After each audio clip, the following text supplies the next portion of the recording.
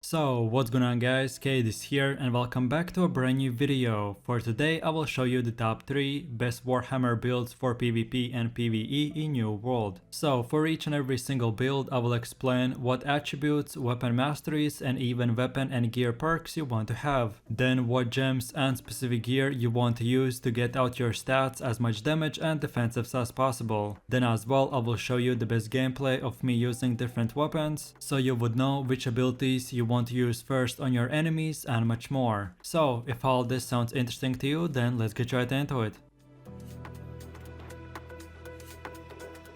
So then moving over to the first build, which is the Great Axe and Warhammer, and then these are the attributes you want to have. So then no matter from which level you start using this build, you first of all want to get your strength to 100 or even 150 and then start building your constitution, and around level 60 you should have 250 strength and 200 constitution. And then last but not the least, for your armor you want to make a choice to go with the medium or full heavy category. I have seen a bunch of players going with the medium armor, and having the ability to have 3 medium jumps while being melee is pretty good, or on the other hand being a bit more tankier is better for some other players. So I would recommend to try out both these setups and see which one you like better. But like I've said, both these options are good, it just depends on what is your playstyle. So then if you choose to go with the heavy category, you go with full heavy armor, and for your character to look better you can equip a shield as well on your back. Or then if you choose to go with the medium category, then for your setup you should be having a heavy helmet, heavy chest armor, medium gloves, light pants and medium boots. So then for our first weapon we have the Great Axe, and these are the weapon masteries you want to have. So first of all you want to unlock the first ability called the Maelstrom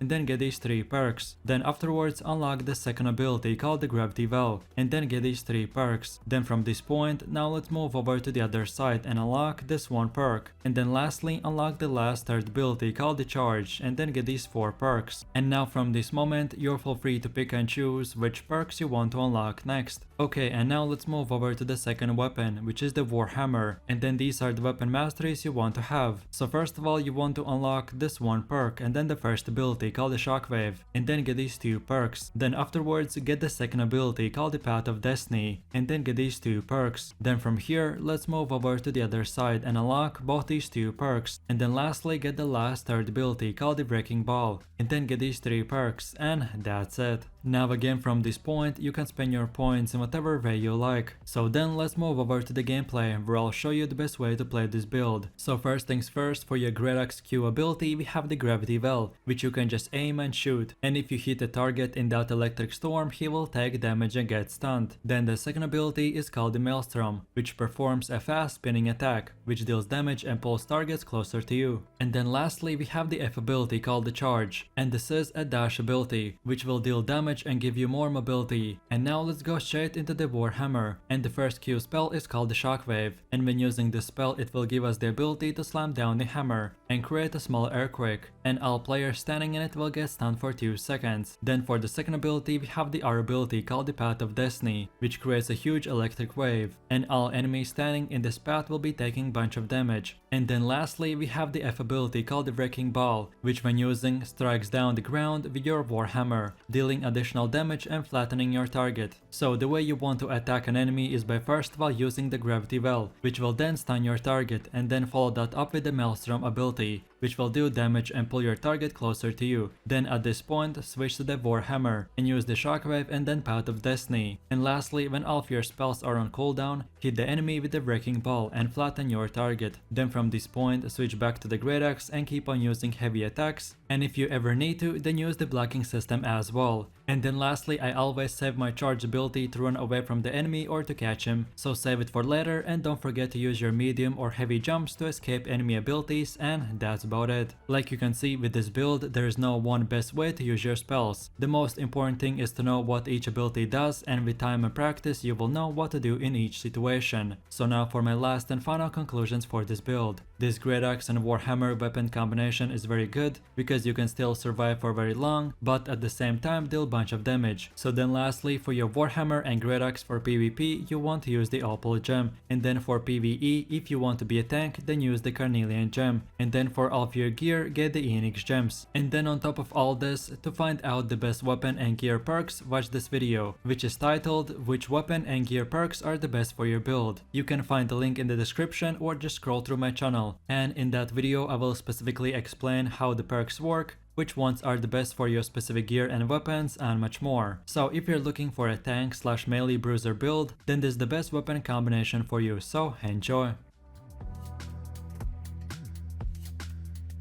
So then, moving over to the second build, which is the best healer / paladin tank build. And for the weapons, you want to use the live staff and warhammer. And then these are the attributes you want to have. So first things first, if you start from level 0, you want to get your focus to 150 and then start building your constitution. And around level 60, you should have 300 focus and 150 constitution. And then last but not the least, for your armor, you want to go with the medium category. And the best gear setup is to have heavy helmet, heavy chest armor, medium gloves, light pants and medium boots. And then to quickly explain that we get around 200 attribute points from reaching level 60. And then the other 250 points we get from jewelry and equipment. So all that you have to do is get gear or any type of equipment with focus and constitution. And to make these specific numbers like 300 and 150, just get your gear and then spend your leveling points to make these numbers even. So then moving over to the first weapon, which is the live staff. And then these are the weapon masteries you want to have. So first of all, you want to unlock this one perk and then the first ability called the Sacred Ground, and then afterwards unlock all these 5 perks. Then now let's go over to the other side and unlock this one perk, and then the second ability called the Beacon, and then get these 2 perks. Then lastly unlock the last third ability called the Light's Embrace, and then get these 2 perks as well. And now from this point you are free to spend your points in whatever order you like.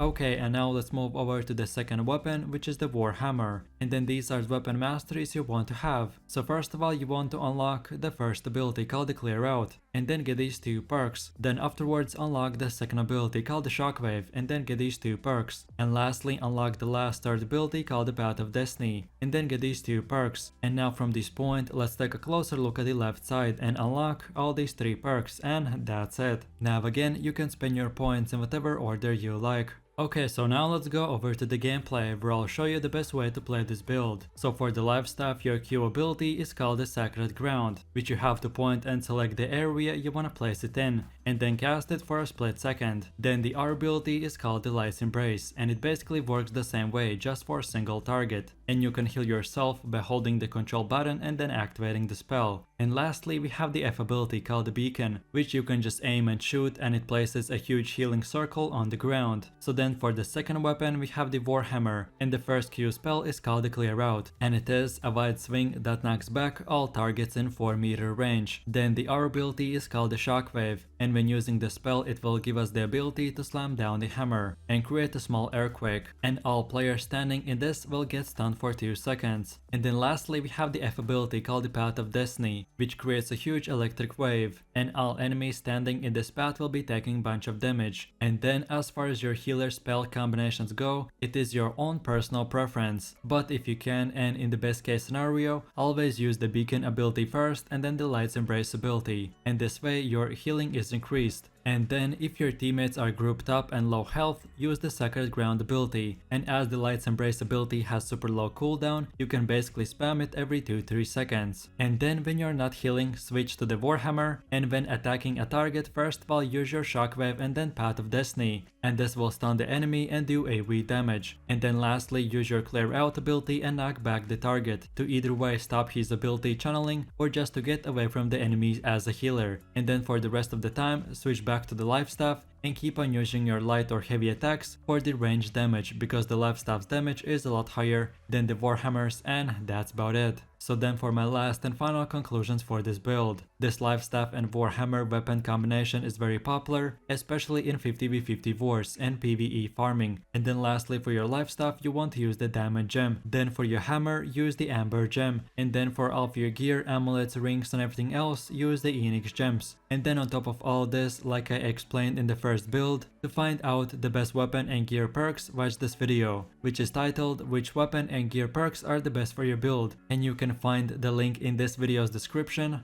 or scroll through my channel, and in that video I will specifically explain how perks work, which ones are the best for your specific gear / weapons, and much more. So in a quick summary, if you're looking for one of the best and most fun healer builds that players won't be able to kill you in, then this is the build for you, so have fun.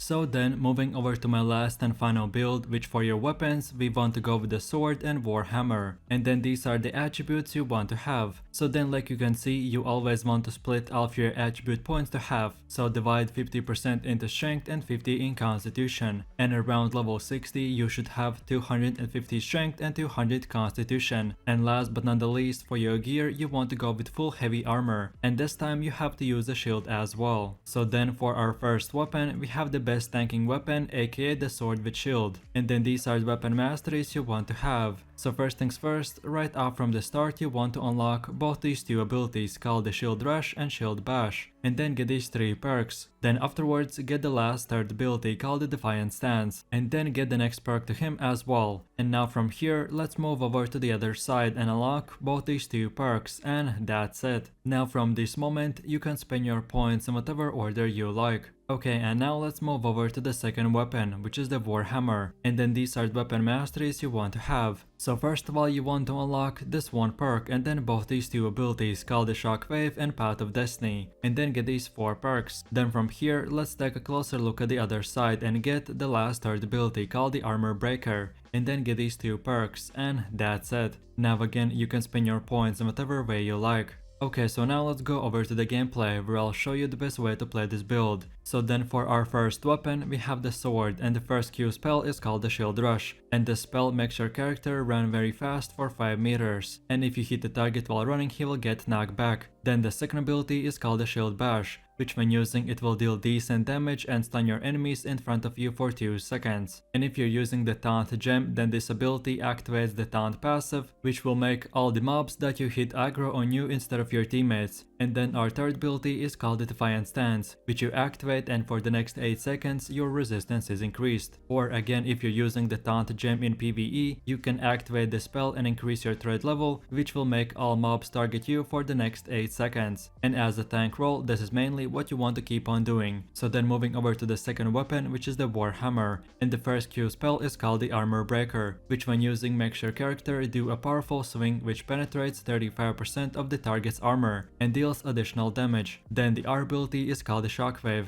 and when using this spell it will give us the ability to slam down the hammer and create a small earthquake, and all targets standing in it will get stunned for 2 seconds. And then lastly we have the F ability called the path of destiny, which creates a huge electric wave, and all enemies standing in this path will be taking bunch of damage. So the way you want to use this build for PvP or PvE is to first of all remember that your main job as a tank is to keep all the attention on yourself. So what you want to do is first of all activate the shield bash ability, and in the next few seconds you try to hit as many mobs or players as you can. Then when that ability effect has run out, use your defiant stance, and this time all enemies in 4 meter range will automatically aggro on you in PvE, or in PvP you can just keep on using the shield, aka the blocking mechanic, and all the incoming damage will be reduced. And then lastly, if you ever see a healer or other DPS player in trouble or he gets overwhelmed by mobs, then use the shield rush ability and knock back the target. Then after that is done, we can now switch to the warhammer, and this weapon's main objective is to deal damage, stun your enemies, and reduce their armor. So while your most tanking skills are on cooldown, you want to use the warhammer, and on grouped up enemies use the shockwave and then path of destiny, and this will stun and do damage in AoE range. And then lastly, I mainly only use this spell for players, but you can activate this armor breaker spell, and this powerful swing reduce the target's armor and deal additional damage. Of course, depending on the circumstances, you may need to change up your playstyle,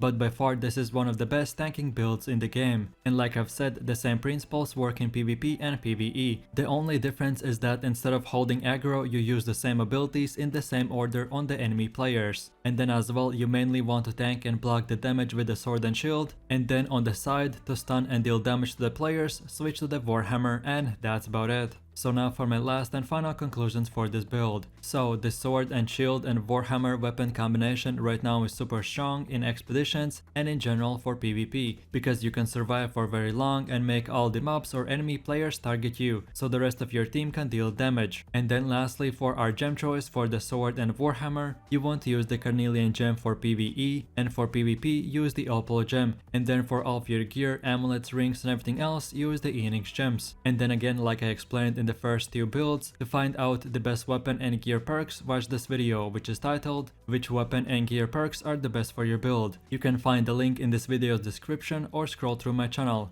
And in that video I will specifically explain how perks work and which ones are the best for your specific gear / weapons and much more. So what are you waiting for? Try this build out and don't forget to have fun. And that's about it. So I really do appreciate everyone for watching guys, and I hope you enjoyed it. If you have any suggestions, feedback or other good Warhammer builds that you would like to see in the next video, then feel free to leave your comments in the comment section down below. And while you're doing that, please click like, subscribe and enable that notification bell, so this way you could support the channel and you won't miss any more amazing content from me. With all this said, you have an amazing day and I'll catch you in my next video. So take it easy. Peace.